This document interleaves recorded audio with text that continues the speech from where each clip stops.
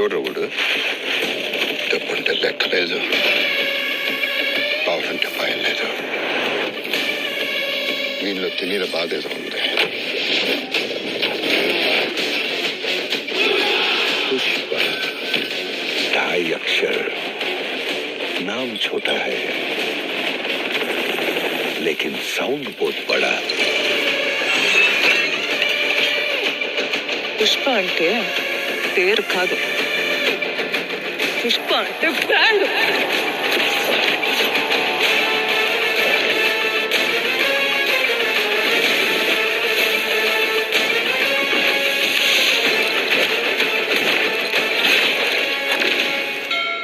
శ్రీవల్లి నా పెళ్ళం.